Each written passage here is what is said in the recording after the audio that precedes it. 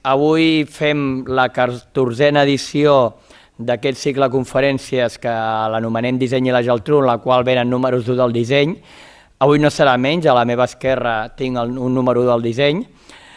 Concretament, m'ha comentat abans de la primera promoció de la nostra competència, que és Elisava. Competència amb el bon sentit, perquè aquí, al món del disseny, tots ens hem d'ajudar, hem de col·laborar i, per tant, de competència res, i la competència és bona, fins i tot, no? La competència enriqueix les idees.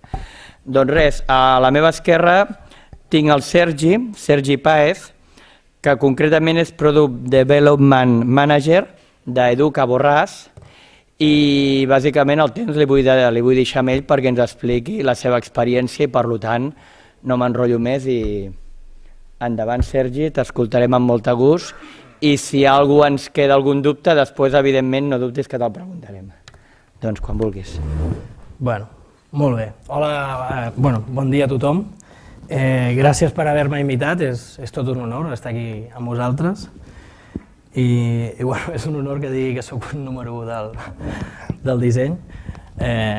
Bàsicament, jo vinc aquí a explicar-vos el que és la meva empresa, el meu sector en el que estic ara, i també explicar-vos el meu dia a dia, el meu dia a dia com funciona aquest càrrec que normalment sempre es diu en anglès perquè queda més maco, i acaba sent un gestor de disseny, un gestor de productes i de projectes.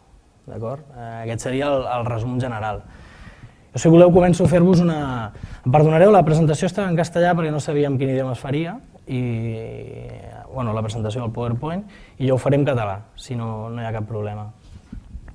Doncs començaré presentant l'empresa. La meva empresa és Educa Borràs. Educa Borràs,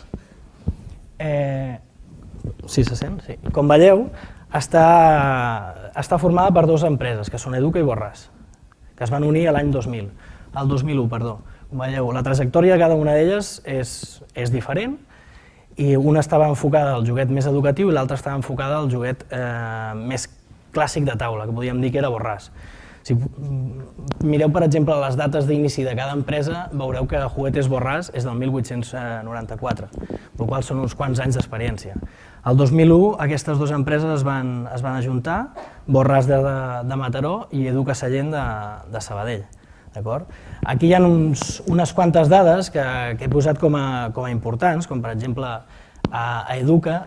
No sé si vosaltres haureu jugat mai a un joc que es diu el Lince, però és un joc que data des del... La primera sortida del producte va ser el 1965. Per exemple, el Màgia Borràs és del 1933. O sigui, són uns quants anys que portem de solera amb els mateixos productes, que no vol dir que siguin iguals, que evidentment han anat evolucionant i els hem anat evolucionant perquè és una necessitat. Aquesta és la història una mica de l'empresa. Són molts anys d'experiència. Ara mateix no queda ningú a l'empresa, tant d'Educa Sallent com de Borràs, no queda ningú a l'empresa perquè s'ho va quedar un grup que es diu no me'n recordo ara com es diu, Spain Toy o alguna cosa així, que és un grup que és el que forma la direcció de l'actual empresa. D'acord? Doncs, com us deia, la nostra empresa té molts anys d'història, 120 anys d'història, té un origen familiar per cada una de les parts, tant Educa Sallent com Juegos Borràs eren una empresa familiar. El management, com us deia, és exterior, ja no forma part de la família actualment. I un tret diferencial, per exemple, una cosa que ens marca molt és la cultura. La cultura tant d'Educa com de Borràs era molt similar i per això la unió va ser fàcil. Som una empresa que no entra dintre dels nostres productes, per exemple, els jocs violents, discriminatoris o qualsevol altre joc que impliqui connotacions fora de la part educativa.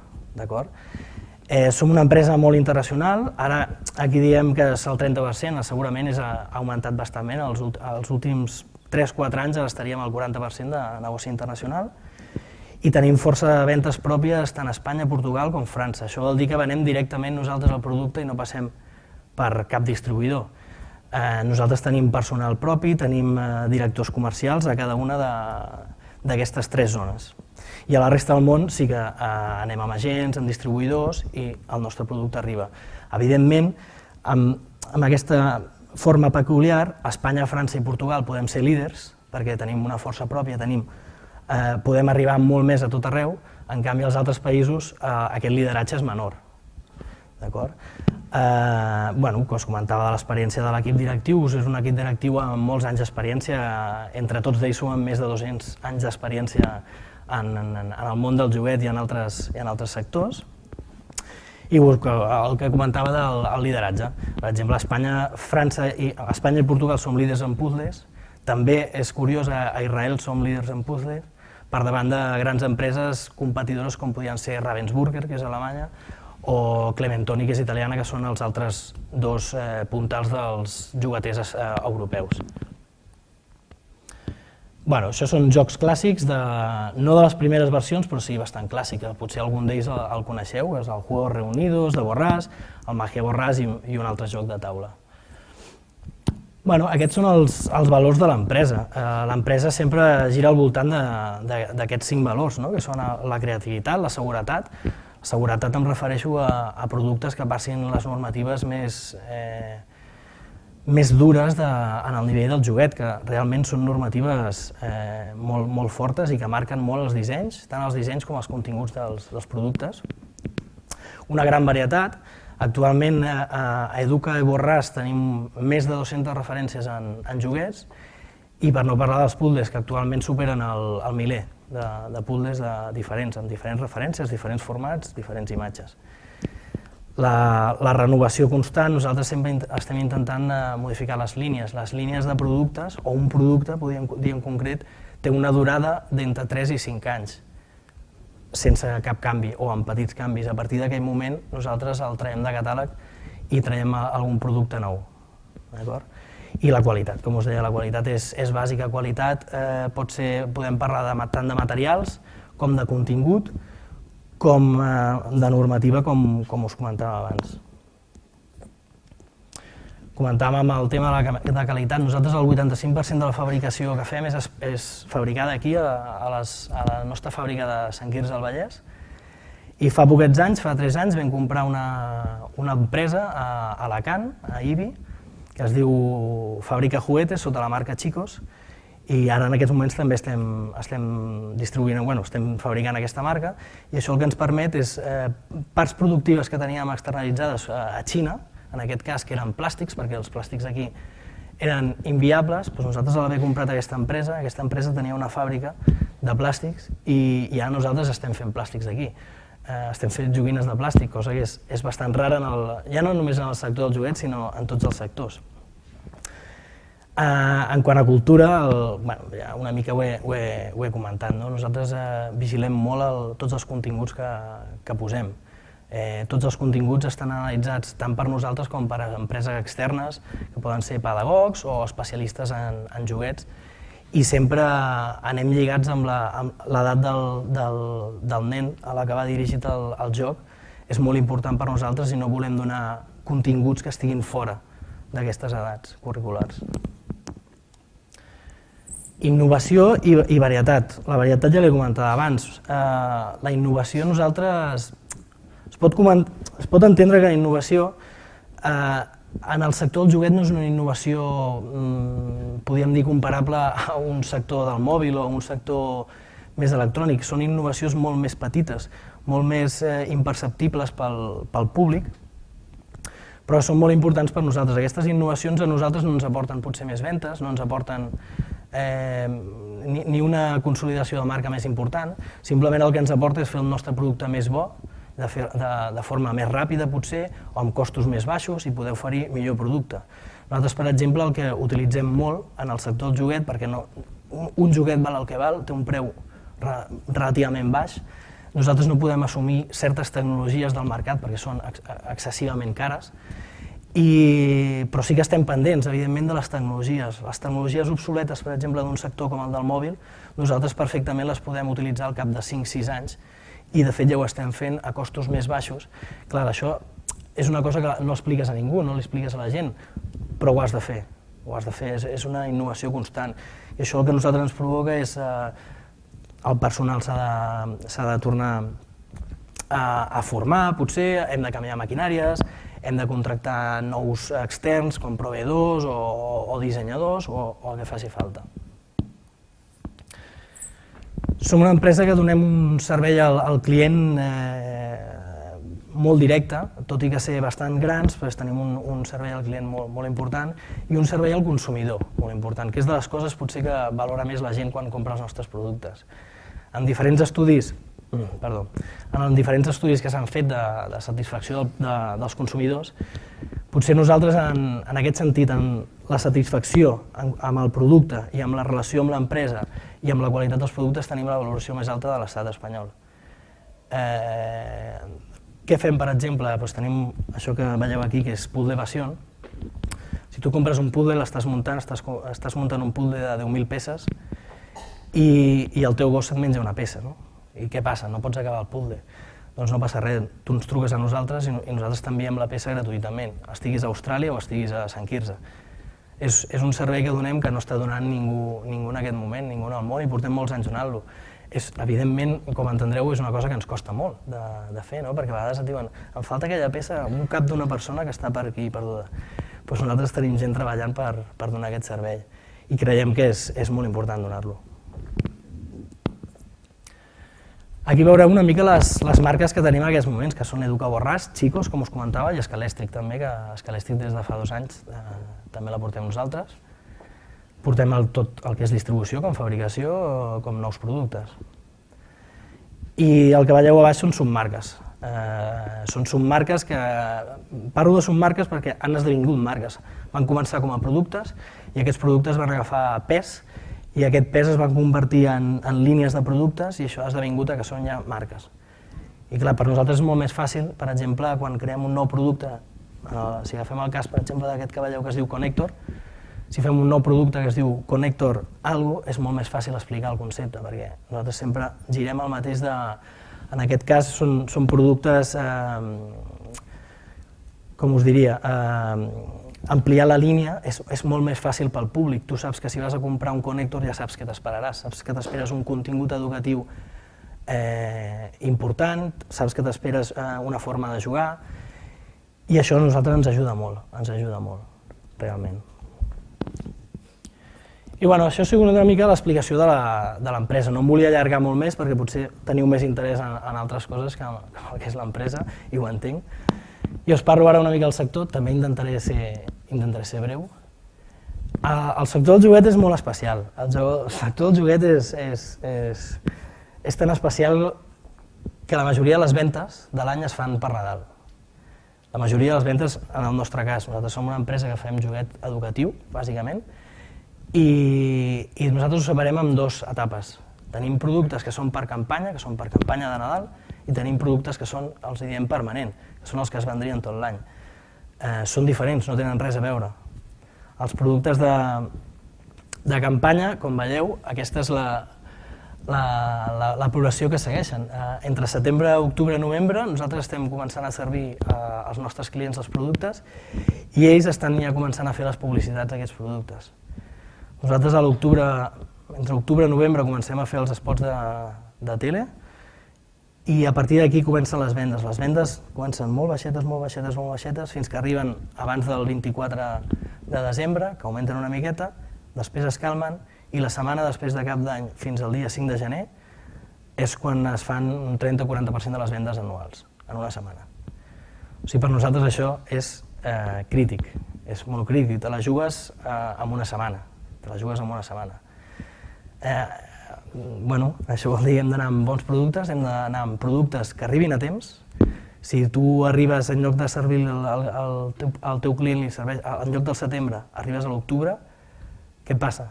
Si ja no et promocionen els seus folletos, no surts als catàlegs, potser no surts a la televisió, amb la qual cosa tot el que has invertit ja no ho podràs recuperar. I, per exemple, la importància del moment de la compra del joguet. Com veieu, això són dades oficials, el 99% es compra per Nadal. Aquí hi ha diferents valors, però us volia mostrar perquè veiéssiu les diferències entre les formes de comprar. Per exemple, aquí, com veieu, un 4% qualsevol dia. Poca gent compra qualsevol dia un joguet. En canvi, en altres sectors les vendes són molt més equilibrades durant l'any. Aquí veieu un merder increïble. Això són els factors claus d'aquest sector. No us els explicaré tots perquè em podria passar 2 dies, perquè cada un d'ells té coses molt especials. Però és amb el que ens trobem dia a dia i amb el que hem de lluitar. En vermell veureu les parts més importants, com us deia, l'estacionalitat del producte. Nosaltres depenem de les ventes aquestes que es fan en una sola setmana o en 2 setmanes. La concentració geogràfica, un altre punt important. Antigament, fa bastants anys, fa uns 40, sí, aproximadament 40 anys, la indústria juguetera mundial estava a València. València era el focus de totes les empreses jugueteres. Això després va passar a Hong Kong i ara ha passat a Xina.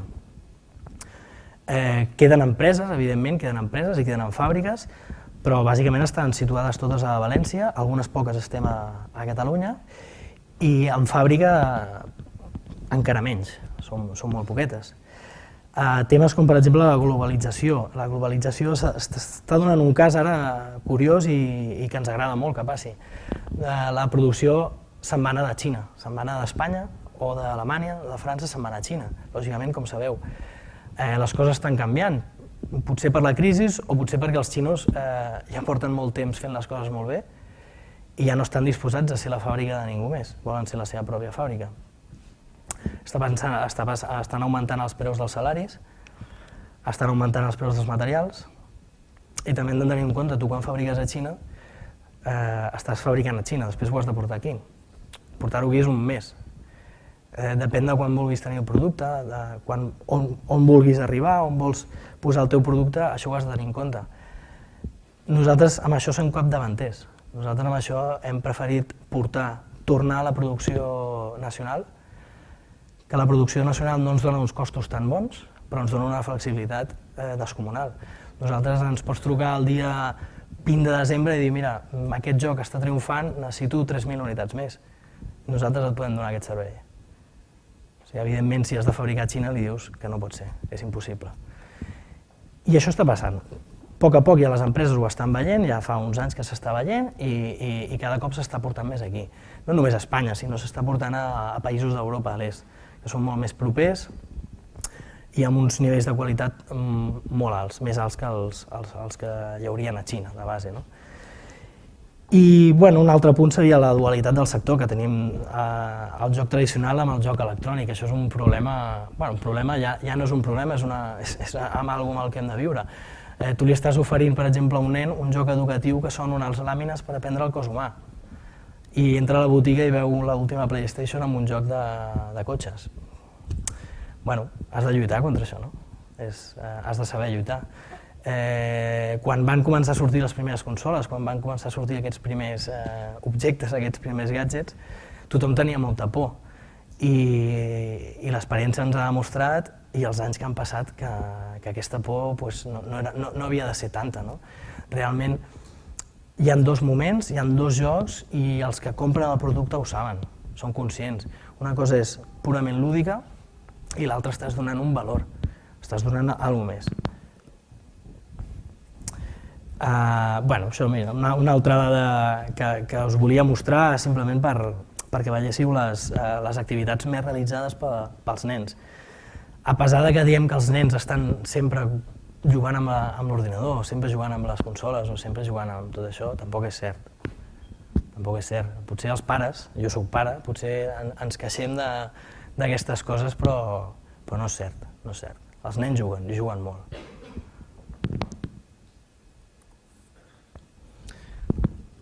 Quin ús li faríem als joguets o quin ús tenim detectats que se'ls fan, des de menys ús a més ús i en quins moments?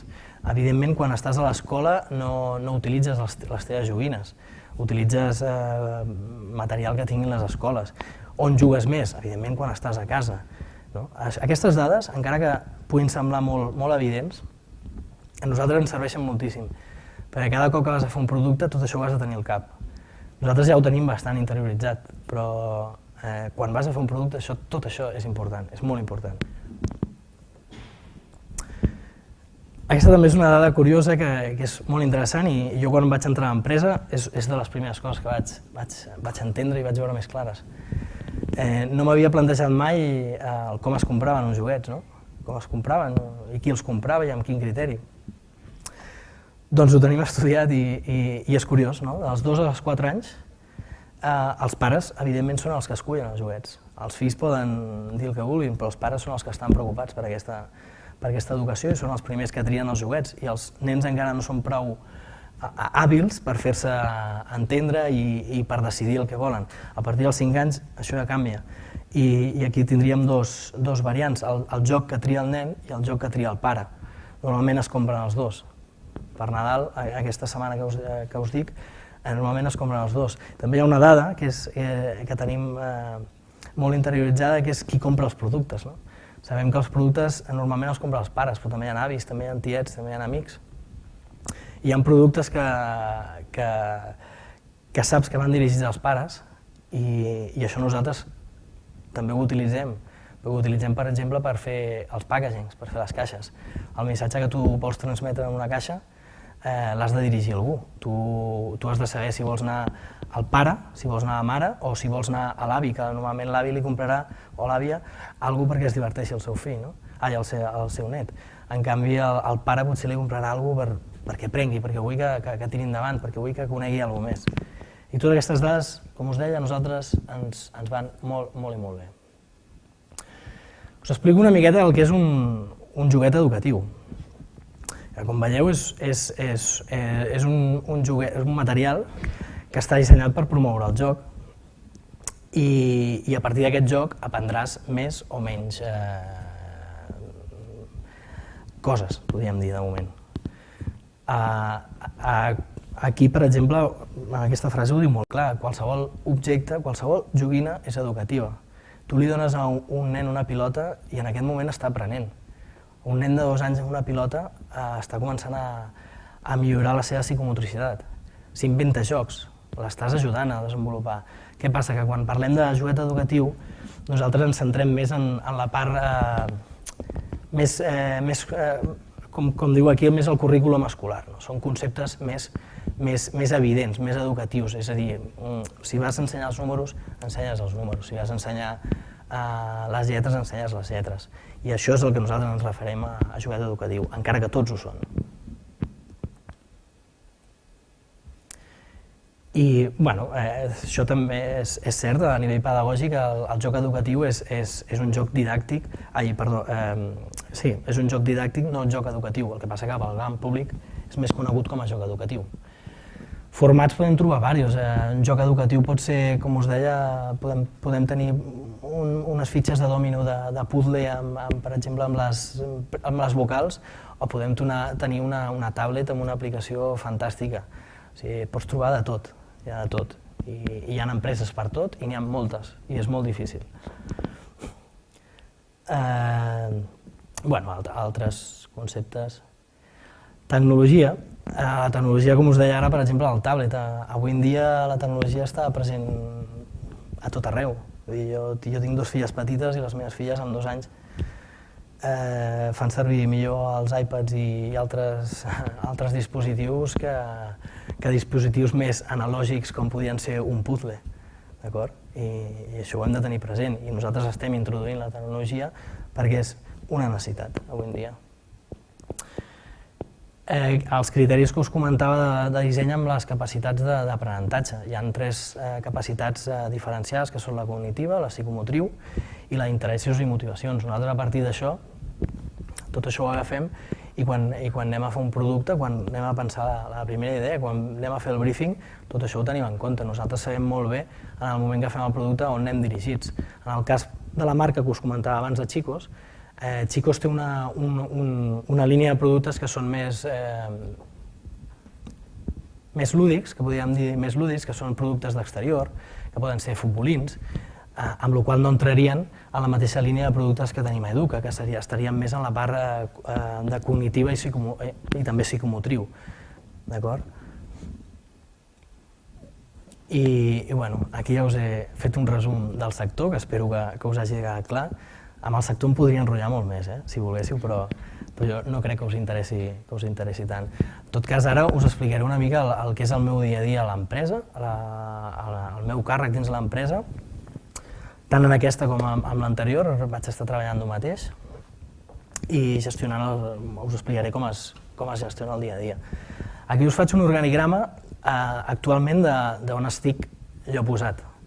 En altres empreses és molt diferent i veureu el resultat que dona això. Jo estic dintre d'un grandíssim departament que és el d'operacions. Moltes empreses tenen la part de nous productes, desenvolupament o simplement de disseny, la tenen ficada a part o la tenen sota màrqueting, per exemple. Nosaltres vam optar per, quan jo vaig entrar estàvem sota màrqueting, però vam optar per posar-ho a operacions degut a que els nostres productes, com us deia, tenen un nivell de qualitat molt alt i els timings d'aquests que us deia de ostres, hem d'arribar a setembre perquè si no el producte no es vendrà a Nadal, estan molt relacionats amb la fabricació. La fabricació per nosaltres és bàsica, nosaltres hem de complir uns timings, nosaltres tenim unes línies que si la creuem sabem que estem fora i no arribem, amb la qual vam optar per encabir-ho dins d'aquest departament d'operacions i així estar lligats amb tota l'empresa, amb tota la part de l'empresa que és la que es dedica a portar el producte fins aquí i a les botigues. Com veureu, hi ha un departament de qualitat, hi ha un departament de desenvolupament de producte, disseny gràfic ho poso per separat perquè quedi més entendible, però estaria dins de producte, producció, compres, logística i manteniment. Això és el que portaria al departament d'operacions. Però com veieu, les relacions són molt directes. Jo puc estar al càrrec de la gestió del producte, però jo no puc tirar endavant un producte si el de compres, per exemple, no passa a la comanda.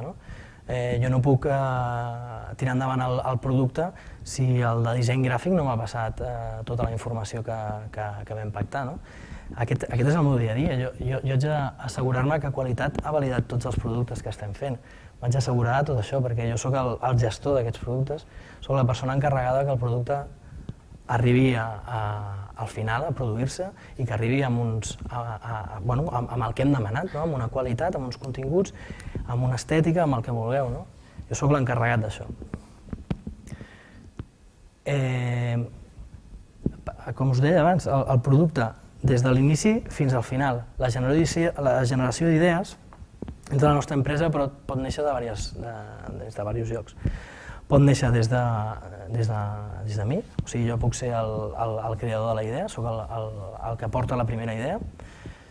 Pot venir també des d'un comitè de nous productes, que aquest comitè de nous productes està format és un equip multidisciplinar, on està el director general, el president de l'empresa, el director d'operacions, el director de qualitat, jo mateix i el director de disseny gràfic. I també de màrqueting, perdó.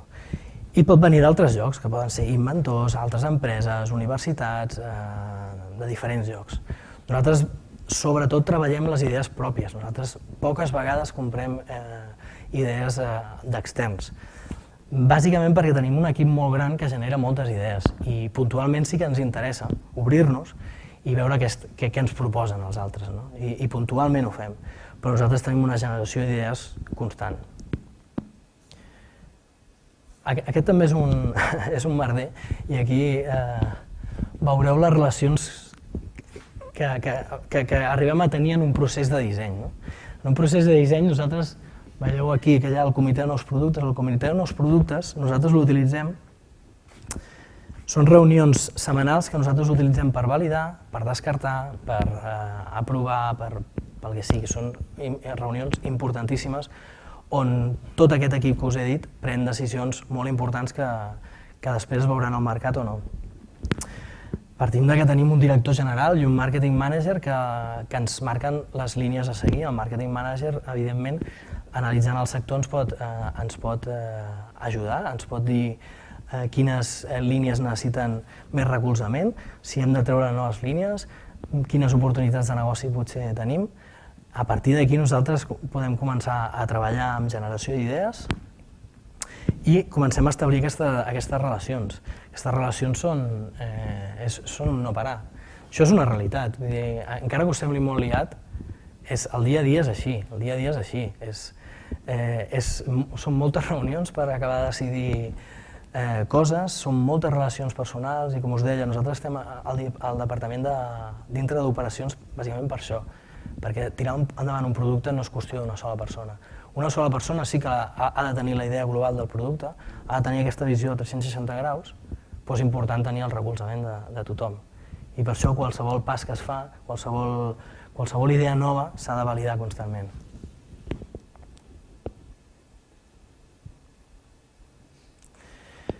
Tot això ens porta a que dintre de l'escala del disseny, que no sé si quan va venir potser la Isabel Roig us va parlar d'això, hi ha 4 nivells de disseny a les empreses. El primer que seria el no disseny, el segon que seria com a styling, el tercer com a procés i el quart com a innovació.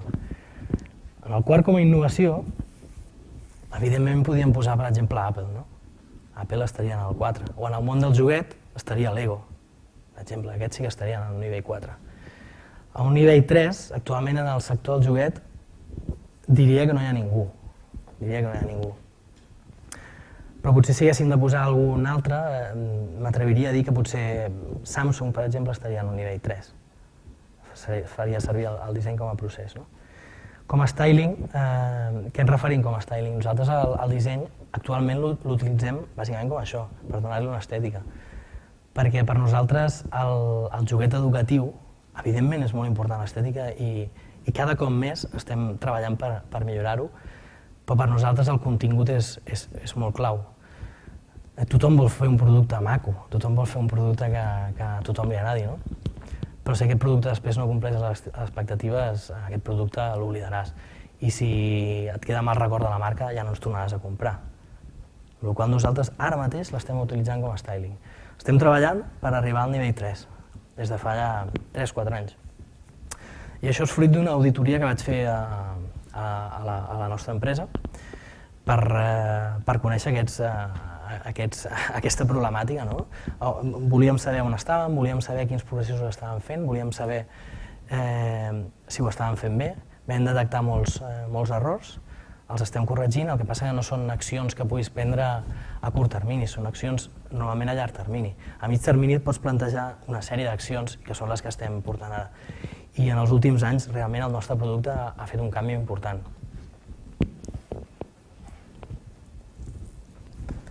La gestió que us comentava dels equips i dels projectes, que és bàsicament la meva feina. Jo estic al mig de tot això. Estic encarregat del producte, dels equips, dels externs, dels interns, de la fabricació, de tot. Soc al punt mig del producte. El producte, jo sempre quan acabo de fer un producte me'l sento molt meu perquè realment he participat des de l'inici fins al final. Per mi és molt important que hi hagi una persona a les empreses que tingui aquesta visió global. Separar les funcions és una cosa que personalment no m'ha agradat mai i és un error dels que cometíem abans. Imagineu-vos, per exemple, que estem fent un disseny i tenim un dissenyador que és molt bo i fa uns dissenys magnífics, són preciosos, però aquest dissenyador no té en compte la fabricació. Aquest disseny passarà a un enginyer i l'enginyer se n'adonarà que aquest disseny tenia molts fallos i començarà a canviar-lo tant fins que haurà de tocar els dissenys. I després es crearà entre ells una relació distant i hi haurà problemes. Després aquest disseny amb l'enginyeria passarà a un altre departament, que són els que hauran de fer, per exemple, els mollos. I tot això es va arrossegant, i això va creant problemes. Crec que és molt important, la carrera que esteu fent realment crec que és molt important per això, perquè dona la visió del disseny i l'enginyeria. I és molt bo, això abans no existia. Abans o feies enginyeria o feies disseny. I tu entraves a una empresa i aquí hi havia un dissenyador i aquí hi havia un enginyer. I la relació no era tan directa.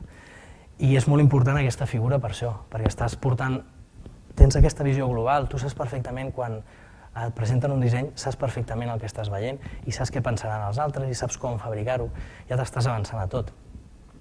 Dintre de les relacions durant el desenvolupament del producte tenim l'equip intern i l'equip extern. A l'equip intern, evidentment, nosaltres tenim dissenyadors industrials, gràfics, enginyers i altres departaments amb els que has de treballar. I amb externs tenim més o menys el mateix, més altres coses com podien ser com us he dit, fem molts jocs amb electrònica, doncs tenim gent, tenim estudis de gravació, tenim logopedes, tenim pedagogs, tenim molta gent, i tots aquests treballs que fan aquestes persones doncs també m'encarrego de coordinar-los.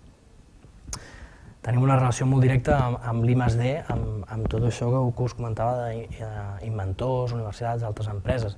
Encara que no comprem nosaltres aquest I+D, encara que no comprem aquestes idees, nosaltres estem constantment escoltant a la gent. Això és una cosa que m'omple d'orgull el dir que des que vaig entrar a aquesta empresa, abans d'entrar, tots els correus, totes les informacions que rebíem de possibles productes d'inventors d'altres empreses, en aquell moment no ho estava revisant ningú. I normalment el que es feia era un responder i s'acabava la història. I això és una de les coses que he canviat. He canviat perquè realment crec que és molt important. Jo valoro molt, potser perquè també m'he trobat en la situació, valoro molt les persones que presenten idees noves, siguin bones o dolentes. I primer de tot se'ls ha de donar se'ls ha d'escoltar. I a partir d'aquí ja veurem si ens interessa o no. I això, per això nosaltres, aquest I+D, jo estic molt pendent d'això, perquè mai saps què et pot venir, però s'ha d'escoltar la gent, és molt vàlid el que fa tothom. I l'altra part que m'ocupa molta part del dia és la fabricació, tant la interna com l'externa. Sobretot estic molt dedicat a l'externa perquè la interna és... La nostra fàbrica de Sant Quirze és de cartró. Nosaltres fabriquem tots el que són jocs de taula, els puzzles i diferents encaixables. És una fabricació molt més controlada, és més, podríem dir, més senzilla de portar. En canvi, tota la fabricació que fem externa és realment complicada perquè hi ha molts components, hi ha molta electrònica, hi ha molt plàstic, hi ha diferents materials. S'utilitza en castellà la paraula lidiar, no? Has de lidiar amb els proveïdors, amb els preus, és una lluita constant i és un dia a dia dur, no? El contacte amb la fabricació externa, a part que s'han de complir els plaços, i perquè l'empresa s'ho juga tot, no? Amb aquests plaços que comentàvem. De 0 a 100, això vol dir des de primera idea fins que s'arriba al final. Partim d'una idea. Aquesta idea ja us he comentat que podia venir de diferents llocs. Aquesta idea, normalment, esdevé un briefing o no. O sigui, potser només és una idea, potser ens ha vingut una persona i ens ha dit «Ostres, heu pensat que seria interessant ensenyar les lletres, com si no s'haguessin ensenyat més? Però imagineu-vos que fos nou, no? Ensenyar les lletres, hòstia, no hi ha briefing, hi ha una idea». Actuem de dues formes diferents. Si hi ha un briefing, aquest briefing s'estudia, es realitza el briefing, es treballa sobre el briefing i posteriorment es fan uns petits esbossos. Si no hi ha briefing, què passa? Si no hi ha briefing, s'ha de fer un estudi de mercat. Perquè normalment, totes les idees que venen sense briefing no estem inventant res. Normalment són coses que ja existeixen o que potser després de fer un estudi de mercat podem detectar que no hi ha un interès per gran públic o que no hi ha forat en el mercat per això, perquè o estem avançats o estem retrasats, el que sigui. Necessitem l'estudi de mercat. I després ja sí que passaríem un estudi, que seria un briefing, i passaríem uns esbossos. Posteriorment a això nosaltres normalment intentem treballar sempre amb 3 opcions. Amb 3 opcions de cada idea. Aquestes 3 opcions es deuen a diferents criteris i tothom pot interpretar els briefings com vol. Un briefing ben fet només té una interpretació. El que passa que quan un dissenyador es posa davant d'un briefing, també poden sorgir coses diferents. I per això presentem 3 idees. Presentem una idea normalment molt arrelada al briefing original, o sigui, possiblement menys original, i després tenim dos presentacions més, 2 opcions més que tendeixen a ser més originals i avançar el briefing, i a donar més del que estava previst perquè mai se sap, potser el briefing no ha estat prou ben fet. Nosaltres aquestes opcions, en aquests pas previs no ho he indicat, però aquí, dintre de les opcions, aquí ja estaria el comitè de nous productes. El comitè de nous productes ja intervindria en aquestes opcions i escoltaria tot el que estem presentant. I en aquest moment, que no hi ha res més fet que un estudi, uns esbossos sobre paper normalment, o en format digital, el que sigui, en aquest moment és si es decideix si es tira endavant, si seguim treballant o si ho descartem. Aniríem després d'aquestes tres opcions, si hi ha una aprovació per part del comitè que pot ser interessant, seguim l'estudi i anem a través de prototips, maquetes i tots els continguts que ens podem trobar, que més tard us explicaré i entendreu. En aquest moment, quan ja tenim els primers prototips, maquetes o el que necessitem, tornem al briefing. I tornem al briefing a dins del comitè. I dins del comitè tornem a repassar el que hem fet i a comparar-ho. Hem dit, hòstia, hem complert el briefing? Realment estem treballant en la línia que hem dit? Perquè nosaltres hem provat això, el que m'has presentat, s'assembla? Si cal es torna a revisar el briefing i es diu, ostres, potser li hem de donar una volta més o potser no, potser ho estem fent bé.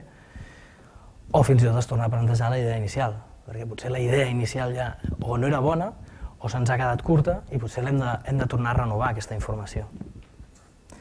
Seguim avançant a partir d'aquí si obtenim una aprovació. Aquesta aprovació ja és una aprovació que, com veieu, també pot tornar al briefing. Aquells esquemes que us he ensenyat que estaven tan emmerdats, amb tantes relacions interdepartamentals i de més, esdevenen això, que nosaltres anem comprovant. Tenim una aprovació final, aquesta aprovació ens porta ja a que ja estem parlant de forma seriosa, ja comencem a tirar mollos. Per començar a fer mollos o fer qualsevol cosa relacionada amb la fabricació, o qualsevol preparació de la fabricació, hem tingut que definir una agenda a complir, hem definit unes dates i aquestes dates s'han de complir. Si nosaltres en aquest comitè a mi em pregunten arribem a aquesta data i jo els dic que no, no es tira endavant el projecte. D'acord? Aquí poso, per exemple, mollos, el masking IC, que no sé si sabeu què és, quan ens dediquem a parts electròniques hem de treballar amb PCBs, amb components electrònics, amb xips, i en aquest moment és el que s'han de fer els xips. Per fer aquests xips necessitem certa informació abans, necessitem programacions, necessitem arxius de veu, àudios, el que sigui, i comencem a treballar-los. Tenim molt artworks, vol dir tota la feina gràfica podrien ser de packaging, instruccions, làmines, tot el contingut que necessitem. Tot això nosaltres ja, com us he dit, treballem amb l'agenda, sabem quan tarden, tenim molta experiència i sempre treballant amb els proveïdors externs o amb els interns, sabem quan es podrà entregar aquesta informació, amb la qual tirem endavant el projecte. Tirem endavant el projecte i ens anem a fabricació un cop hem acabat tota aquesta feina. I la fabricació ens porta també a una inspecció, a les inspeccions, que no sé si ho sabeu, en el món del joguet la qualitat, les normatives són especialment dures. Són realment dures, no? Jo no m'ho havia imaginat mai fins que vaig entrar al món del joguet. Realment has de passar moltes proves, molts anàlisis i a vegades et tomben coses que no entens per què te les han tombat, però és així i sempre has de complir la normativa. Us dic als laboratoris. I quan arribem a aquest punt nosaltres comparem sempre el que tenim, que és la fabricació, amb el que hem presentat. Per què ho comprovem? Perquè normalment depèn d'on es fabriqui, depèn de com ho avancem, poden haver-hi algunes variacions i anem a comprovar.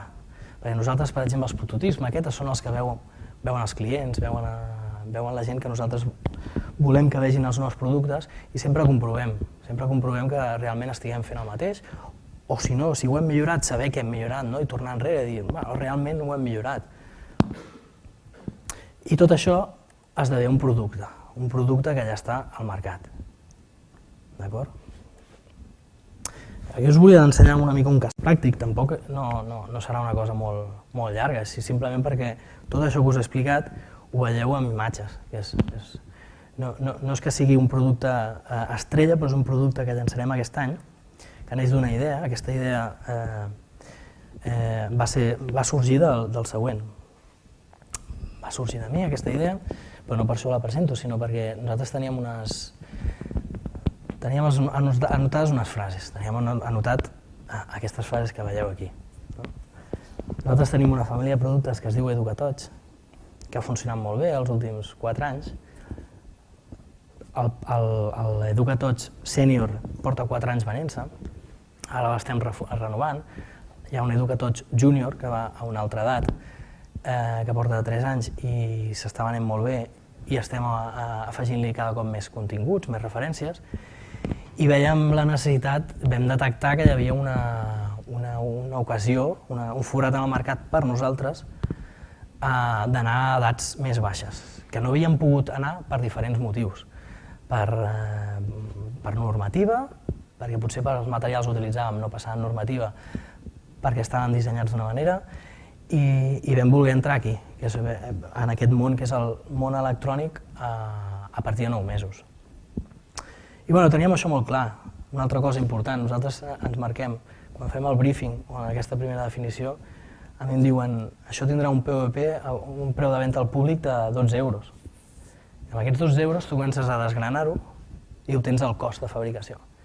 I sobre aquest cost comences a treballar.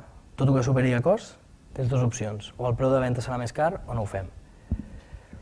I amb això vam començar a treballar. Aquest és, per exemple, l'Educatots, el sènior, la versió més a partir de 6-7 anys, fins a 14.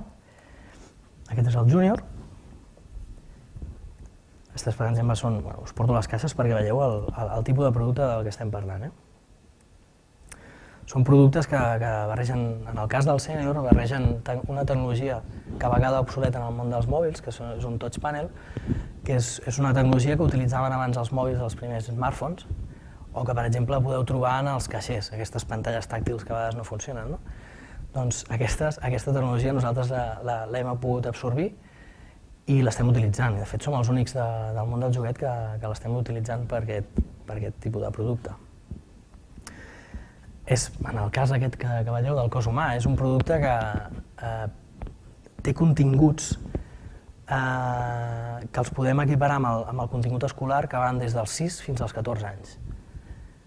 Continguts reals que són fets per pedagogs.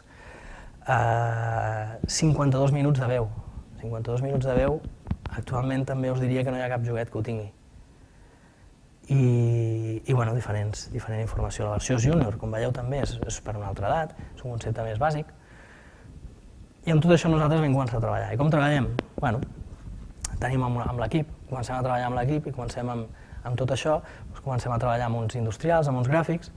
Tot això esdevé, fem un esbós ràpid, fem un esbós, a veure què tal. Aquest esbós el comencem a analitzar. Fem un altre esbós, anem a avançar-lo. Anem treballant, anem plantejant coses, tot això al comitè. Un cop ja tenim alguna cosa del que estem contents, podem anar a un comitè. Paral·lelament a això, clar, quan tu fas un producte has de tenir molt clar la logística, els tamanys, la informació que donaràs. Doncs què fem? També comencem a treballar a nivells de maquetes, caixes, instruccions, com explicarem les coses, els continguts. Comencem a fer truquells, els fem nosaltres mateixos i comencem a muntar. És molt treball de dia a dia d'estar currant, realment. Electrònica, en aquest cas teníem electrònica. I dius, hòstia, hem de fer la programació, hem de fer un flux, un game flow, que diem, és un flux de continuïtat, com es treballen les programacions, quins continguts donem. És un contingut que estem treballant que hem de revisar la programació, hem de revisar l'ortografia, hem de revisar realment que complim amb l'edat. Tot això esdevé també amb un game flow, com us dic, és un flux de com es juga. O sigui, nosaltres hem de pensar com el nen jugarà, com agafarà la peça i quan toqui aquest botó què passarà. I si no el toca, també hem de pensar què passa. I si toca 2 a la vegada, també ho hem de pensar. I tot això ens porta a fer aquestes feines. Això ho tenim solucionat. Si ho tenim solucionat, presentem un disseny final, el disseny final també passa a comitè i el disseny final s'aprova. En aquest cas, és un producte que es llançarà, això no ens havia passat mai, es llançarà a l'abril i l'hem fet al mateix temps, l'hem fet en 4 idiomes. I això no ens havia passat mai. Ha tingut tan bona acollida, és un producte molt senzill, a un molt bon preu i que la gent ha acceptat i l'estem fent en 4 idiomes de llançament. I per nosaltres això és bastant important. És bastant important. I bàsicament això és tot, d'acord?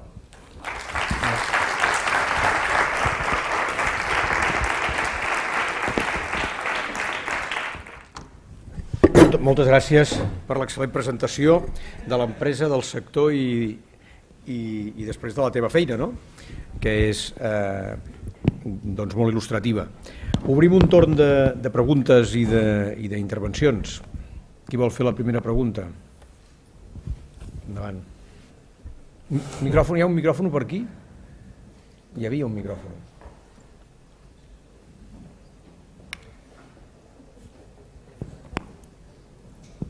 Estava mirant els productes ja.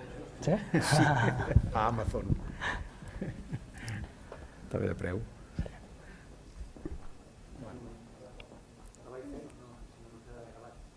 Ah.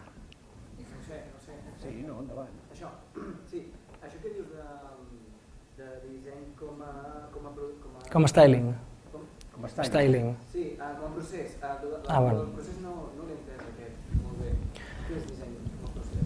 Bueno, et diria com en el cas enteneu molt clar el que és el del disseny estratègic, com podia ser el d'Apple, evidentment que està en el quad, perquè ells basen la seva filosofia en el disseny.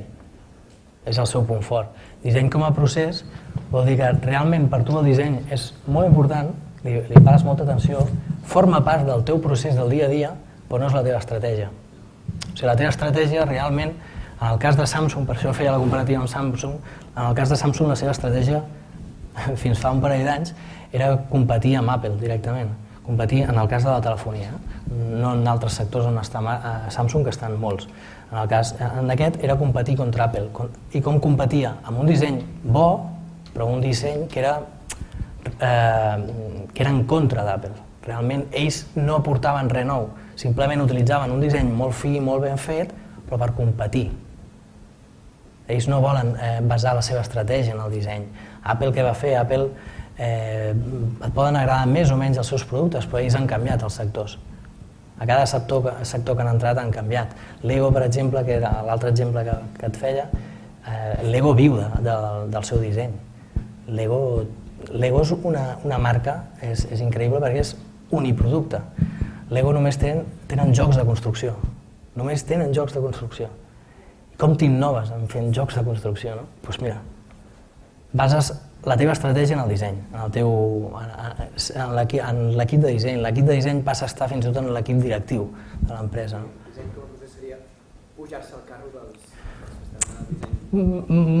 No, és alguna més, és alguna més. Un disseny com a styling sí que l'utilitzes per vestir el teu producte. Un disseny com a procés, el que tu vols donar és alguna més que l'styling, evidentment, forma part de tu. Un telèfon Samsung, si no fos disseny com a procés, no seria tan maco o tan bo. Ells utilitzen el disseny i l'utilitzen molt bé. El que passa que no l'utilitzen a nivell estratègic. No sé si m'he explicat molt bé o no. Sí? Bueno, d'acord. Següent, allà en tenim un altre. Espera, el micròfon, un moment, perquè així s'enregistra la pregunta.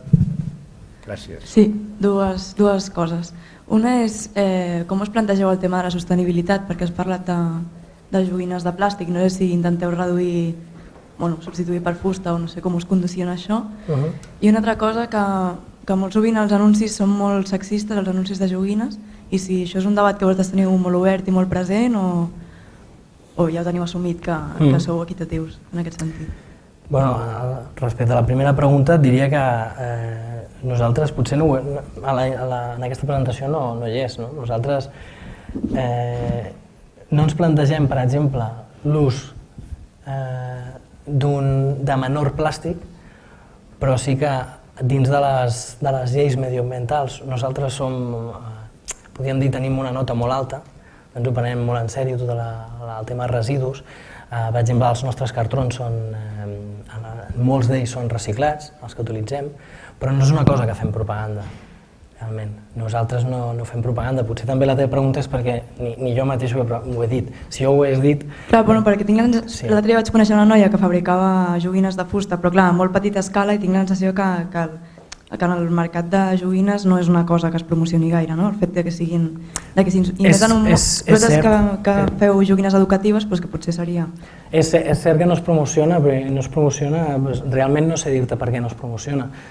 A nosaltres no ens donaria més importància o més reconeixement de marca reciclar més o menys o ser més respectuoses o menys. Nosaltres ho fem perquè hi creiem. Per exemple, en el cas de la fusta, nosaltres en el cas de la fusta no comprem qualsevol fusta, nosaltres comprem una fusta que ve d'uns boscos concrets que estan destinats a fer una fusta per ser industrialitzada i amb una sèrie de requisits. No acceptem que, per normatives també ens passa, no podem acceptar una fusta que estigui tractada amb un component o amb un altre o que estigui feta amb un procés o amb un altre.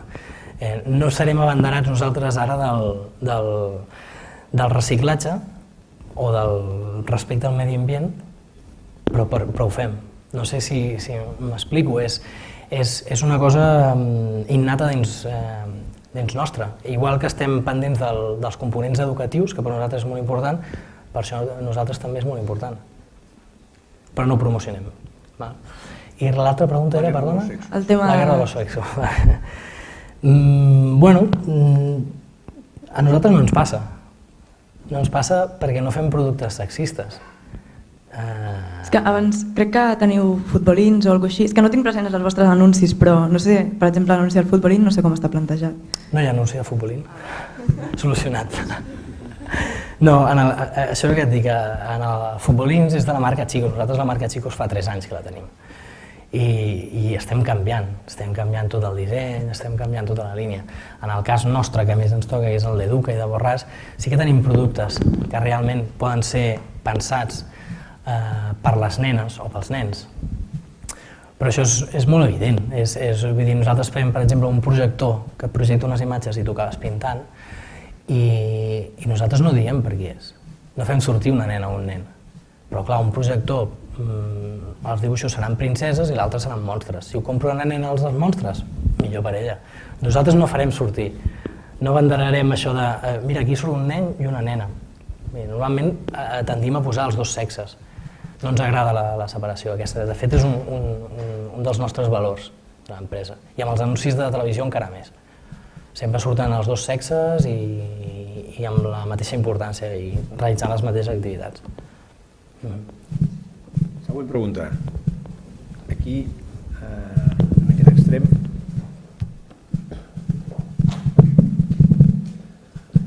Bueno, jo crec que hi ha una cosa amb les joguines que si, sobretot en el mercat internacional, és bastant important, que és el tema de qüestions etnogràfiques, qüestions una mica culturals de cada zona. No és el mateix una joguina venuda aquí a Espanya que no sé si teniu un mercat a Xina, que llavors això suposo que és una cosa que el disseny de tot producte, no sé si feu diferenciació entre les diferents cultures o ja s'entreu al producte només amb la zona que es vendrà.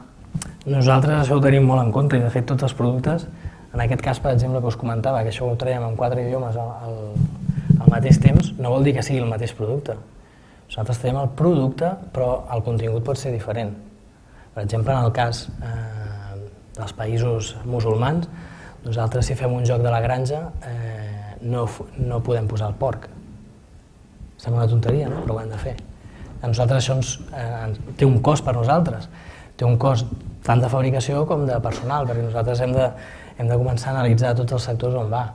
I nosaltres fem canvis, ho tenim molt present i som molt conscients d'aquest canvi, evidentment.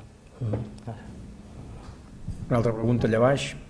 Hi ha alguna altra? Perquè com que estem fora de termini, si no, aquesta serà la darrera. Si hi ha algú més que en vulgui fer una altra, ara és el moment, si no, darrera pregunta. Bé, volia fer un 2x1 amb preguntes. Primer, parlar a nivell de disseny gràfic. Us heu plantejat algun tipus d'estratègia d'algun moment arribar a fusionar el que és Educa, Borràs, pel que fa a la comunicació cap al client? És a dir, jo abans de venir aquí no sabia que Educa Borràs era la mateixa empresa. Llavors veig que manteniu els logotips, els seguiu diferenciant, és el joc de Màgia Borràs té el logo de Borràs, els puzzles segueixen mantenint el logo d'Educa, i volia saber si, ja sé que no estàs en el departament de disseny gràfic, però si com a empresa us plantegeu una fusió real, crear un nou logotip, englobar-ho tot dintre d'Educa, etc. El que sigui. Després n'hi ha una altra. Vale. Bueno, és molt bona pregunta i jo crec que és fàcil de contestar. Nosaltres, Educa tenia una vida, Borràs tenia una vida, i tenien uns valors i nosaltres els hem mantingut. Nosaltres no fusionarem els productes, però estem fusionant la creació i la distribució d'aquests productes. Us deia, Educa fa contingut educatiu, fa puzzles i viu dins d'aquest món. Borràs fa jocs de taula, fa jocs de manualitats, viu en un altre món.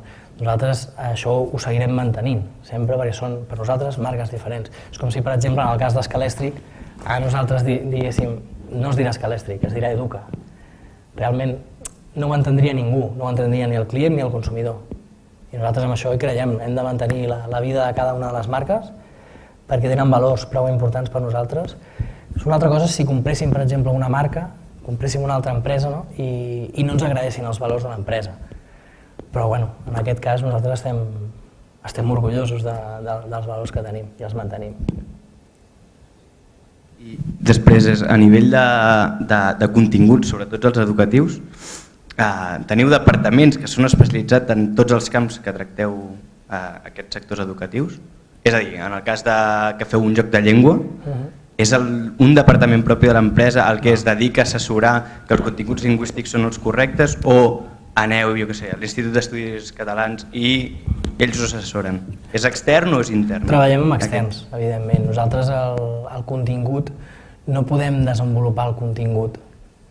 Sí que som capaços de fer moltes coses, però realment t'has d'ajudar dels externs. I a part que és una cosa molt sana i ens agrada molt. Com també treballem amb dissenyadors, amb fotògrafs, amb altra gent, això ho ha de fer un extern. L'extern és el que ens marquen les línies. Potser després al dia a dia tu vas farcint aquest contingut que ells t'han definit, però igualment sempre sota l'aprovació de l'especialista en el cas. És a dir, per exemple, si féssim un joc sobre aprendre anglès, que n'hem fet algun, nosaltres anem a treballar amb professors d'anglès, amb instituts, amb acadèmies d'anglès, evidentment.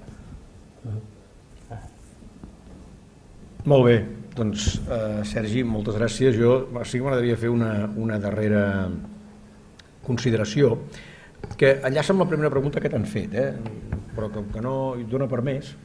M'ha cridat l'atenció que al situar, suposo que degut a alguna mena de... ja ho has comentat, no? És a dir, un diagnòstic que algú venia a fer i us va situar en el styling, però en canvi, quan després has explicat el que fas i després has explicat el procés, sembla molt més que el disseny està, diguem, en una posició, potser no és de procés, però sí de coordinació, que és com un grau més que l'styling, no? A mi m'ha cridat l'atenció que ho has posat allò molt amunt i en canvi després a l'hora de la veritat, quan has explicat el que passava, el disseny té un rol més rellevant. Cert, vull dir, nosaltres vam definir en quin nivell estàvem, aquest anàlisi el vaig fer jo, amb un altre equip, érem un equip extern que el vam fer, i vam detectar que estàvem al nivell 2. Com us he dit, això per nosaltres és arribar al nivell 3, que volem arribar al nivell 3. Hi ha una sèrie de canvis, una sèrie d'accions que hem de portar a terme. Vam definir un quadre d'accions a curt, mig i llarg termini. Nosaltres ara estem potser arribant al final del mig termini i per això també el que deies tu, el dia a dia de la meva posició, de la meva feina, ja està més en la gestió aquesta del disseny com si fos un procés realment, encara que encara no és visible del tot. Estem al 2,5. Estem al 2,5, sí. Molt bé, doncs escolta'm, Sergi, moltíssimes gràcies per la teva presència. Jo crec que ha estat absolutament inspiradora i informadora la teva presentació. Nosaltres a vegades quan expliquem moltes d'aquestes coses a classe, doncs, diguem com que inevitablement el professorat tenim una credibilitat relativa, el fet que vingui aquí algú i expliqui, encara que sigui en paraules no exactament les mateixes, però que en el fons el contingut de fons sigui el mateix, doncs això ens va francament bé, o sigui que doblement agraït per part dels estudiants i per part també dels professors. I fins a la propera. Gràcies.